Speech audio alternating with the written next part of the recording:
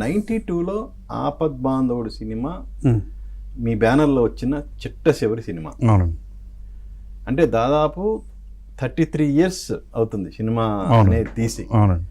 మీ నాన్నగారు ఉన్నప్పుడు ప్రయత్నాలు చేశారు, సినిమా తీస్తాం చిరంజీవి గారితో ఉంటుందని అన్నారు. అది అలాగా కొనసాగింది. బట్ ఆయన అప్పుడు అన్ఫార్చునేట్లీ సినిమా ఆయన తీయలేకపోయారు. ఆయన వారసులుగా మీరు కూడా అలాంటి ప్రయత్నం అయితే ఏం చేయలేదు. ఎందుకని ఇన్నేళ్ల పాటు అసలు ఆ ప్రయత్నాలే ఏంటి? ఇండస్ట్రీలో ఉంటున్నారు మీరు, ఇండస్ట్రీ వదిలిపెట్టి వెళ్ళిపోతే నేను ఈ క్వశ్చన్ మిమ్మల్ని అడగను. Still you are in industry, అంటే ఆర్గనైజేషన్స్లో కీలకంగా ఉన్నారు. ఏ సంస్థల్లోనైనా మీ పార్టిసిపేషన్ అనేది ఉంటూనే ఉంది. ఈవెన్ దో ఎందుకు మీరు ఆ ప్రయత్నం అనేది ఎందుకు చేయలేకపోయారు? నేను మొదటి నుంచి నేను నాన్నగారితో పాటు ఆయన ప్రాజెక్ట్స్ అన్నింటిలోనే ఎగ్జిక్యూటివ్ ప్రొడ్యూసర్గా సాగర్ సంగమం నుంచి చేయడంతో ఆయన ఆపేసినా కూడా తర్వాత కూడా నేను మాకు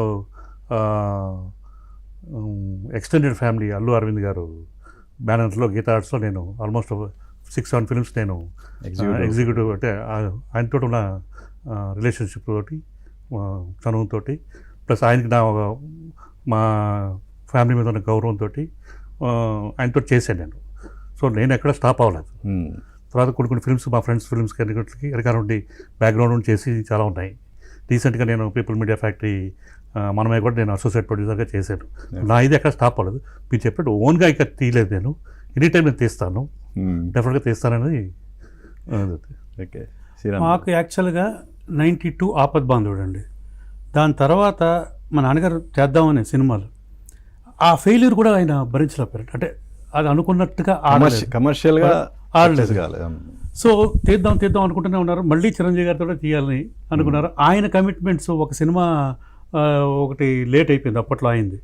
ఆ టైంలో చాలా సినిమాలు వెనక్కి వెళ్ళిపోయినాయండి.